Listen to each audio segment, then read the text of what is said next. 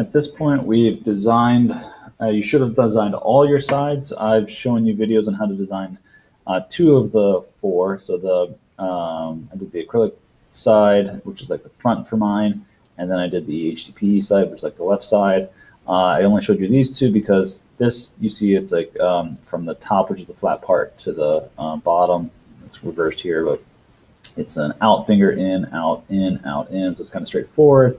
This one's a little bit more, so it's in, out, and it has that weird kind of jog at the bottom here. Either way, kind of mirror those with the appropriate different finger depths, and you should have all 4 sides as well as the base design. So now it's time to assemble them. Make sure. So before we do any kind of really detailed engraving or will be like an emboss feature in Inventor, we want to assemble it, make sure that the actual cutouts all fit together. All right, so open up an assembly like I have here. Let's place, and quick way to place all of them, just click on the top one, hold down the shift key, select the bottom one, it will place them all at once. All right, hit escape. So I have all 5 pieces. Again, I haven't done the top yet. All right, so first things first, click on one of them and click on the bottom, right click, ground that. You always want to ground at least one piece. And then if I click on the front view, remember the front of everything is the inside of my box. And now I can actually slide things around here. So there's my acrylic side, there's my band of PVC, here's my HDPE side, and here's my wood side. And I can actually kind of see that things are lined up pretty much where they seem to go, like need to go. Fingers should look like they all fit. And I won't know for sure everything's perfect until I actually constrain it and everything, but it looks like where everything should go. And this looks a lot like the layout that I've already done on paper.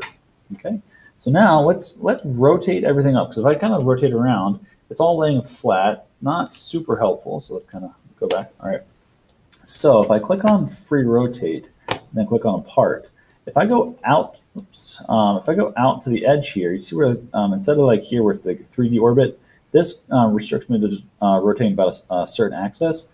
I can just rotate these pieces up so that they're a better approximation of how they're actually oriented to the box. So they don't need to be perfect, but now the inside is facing the inside. All right. So again, it's really important to keep this straight, because if you have it reversed, the finger depths on each side won't really match up, and this will just make life a whole lot easier. All right, so now we just need to constrain the sides to the base, and that require 2 constraints and a flush. Pretty typical of what we've been doing. So I'm gonna do this right-hand side first, the acrylic. So this face meets up with the inside of the fingers here. Hit apply. Zoom out, and then sometimes I need to just escape out of the constrain command, go back in, and I know this part of that finger matches up with this part of this finger. Hit apply, and that's flush. Make it flush the bottom here with the bottom here. Hit apply. And then looking around, you won't really be able to tell with the first piece, but I shouldn't see any gaps down here. I shouldn't see any overlapping. I don't. It's all good so far. Let's keep on working around. So the back wood piece is flush there. Hit apply.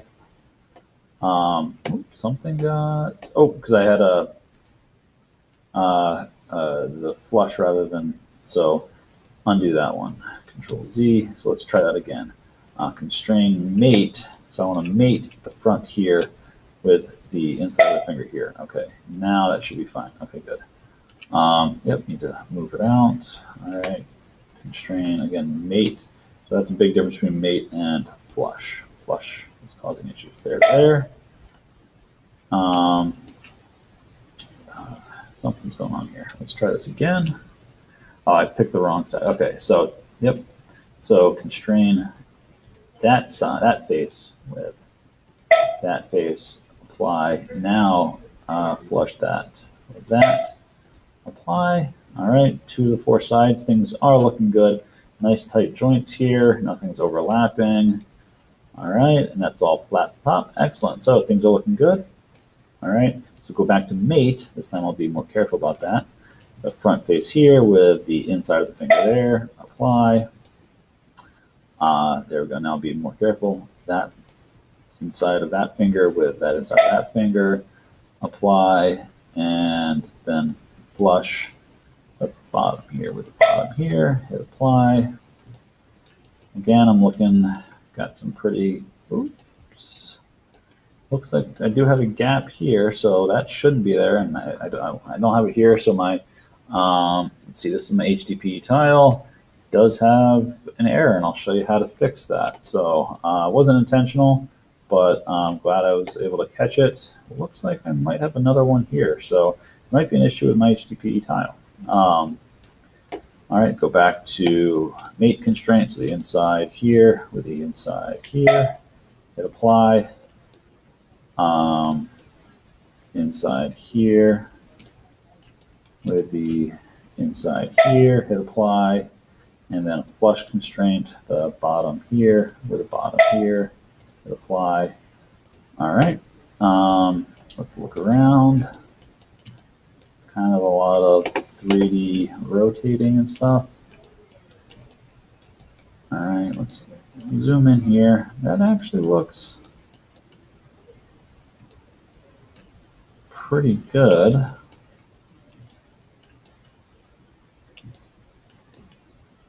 Oh, there looks like another issue. Being super detailed here.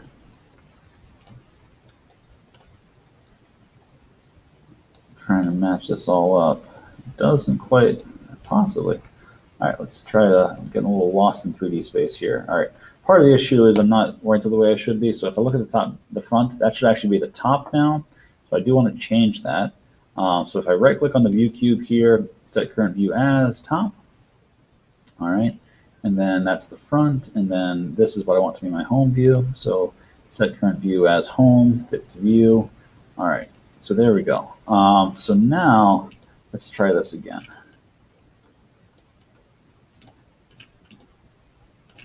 So it does look like I have some issues. I'm not sure if they are with my HDPE piece or my acrylic piece, but I definitely have some issues. So it looks like both. My acrylic piece here has a gap there that shouldn't have a gap. And then if I go around the side here, my HDPE piece has a gap there and it shouldn't. All right, so let's save this. Speaker box assembly. And let's go into both of them, the HDPE tile, and let's look at the front. Let's rotate a little bit. So let's make sure I'm looking at the right piece or part here. It looks like it was, if I'm not mistaken, this part here. So if I go back to my assembly, yep, that's the corner that looks like it's having an issue. So I'll have to go investigate that. So if I expand that, right click on the sketch, say edit sketch. All right, so what I want for that depth of the finger to be, if I check one that seemed like it was right, yep, I want it to be 0.125. All right, well, let's check the depth of this finger up here. Well, that does say 0.125. Let's see, it's the one that, okay, so it's the other side actually. It's the part that meets up with the wood. That should be 0.2. So let's check that. So here I've got 0.2, excellent. It's over constraining, so let's not worry about that. Right there, 0.23, oh, there we go. There's my mistake, so it's 0.2. Oh, and that caused, let's see, did that cause an issue? 0.2, 0.2, 0.2, and that's still 0.5, and that's 0.2. All right, so I think maybe it brought everything back into the alignment that it should be. So finish that sketch and save. And then let's go back to my assembly and let's see. All right, so that seems to actually have thrown everything out of alignment. All right, so looks like I made a mistake there. That whole side has a gap now. That shouldn't be happening. All right, let's see what's going on here. All right, so the other thing I need to take a look at, right click here, edit feature. So it was extruded the correct thickness, okay. All right, edit the sketch.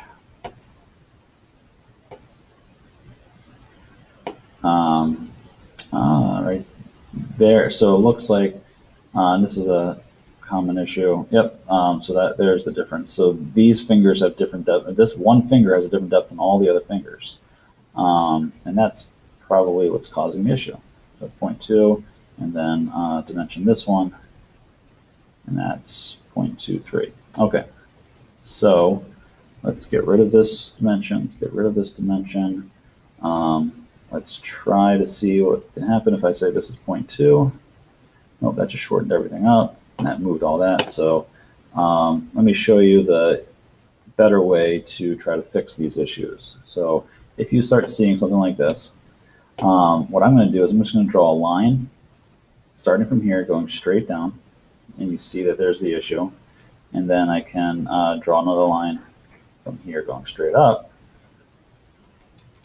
And so this is the correct length, and these are all wrong. So I can delete out these fingers, the ends of those fingers. I can use the extend command to extend these lines out to where they, as far as they need to go. Be careful, it kind of shows you, oh, that one already extends. It shows you where it's going to extend. Okay, let's get rid of these dimensions, because sometimes having dimensions really just messes things up. Extend here and extend here, and now I can trim away the parts that I don't need. Trim this, this, this, this, and this. And now let's double check my fingers. They're 0.23, so 0.2. Oh, undo that. And so now what I want to do is, so that's the correct length there, but these are now wrong. All right, so if I think about it, from this part out to here should be 0.5. That's correct. And if the depth back should be 0.2, that means this should be 0.3. All right, so what I'm going to do is I'm actually going to delete out this line, and I'm going to draw a line that is going in this direction. That's exactly 0.3. And you see that everything here is off. So draw a line that goes vertically straight down, random length, and just start deleting stuff out that I don't need.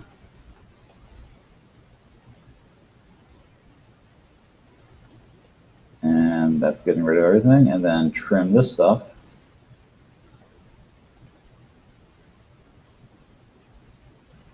Trim, trim, trim. Trim that, and then get rid of all these parts in here. And then trim that, extend this to there. All right, now it looks like I should have the HDPE piece the way it needs to be. All right, and if I go back now, all that has tightened up just the way I wanted. All right. So I'm going to basically do the same thing here to try to find out what my error is with my acrylic piece. You see there's a little gap here, and it's only at the bottom on the HDPE side. It looks like all these others are doing well. So here's my piece here. It's the bottom one right there. So again, this was not something I intended to do. This is not something I, this was an unintentional thing. It is something that I'm glad happened, just to be able to show you how to make a correction of this nature. Again, so right there, you see the issue. So this one was correct, this one's not. So if I draw a vertical line going straight up,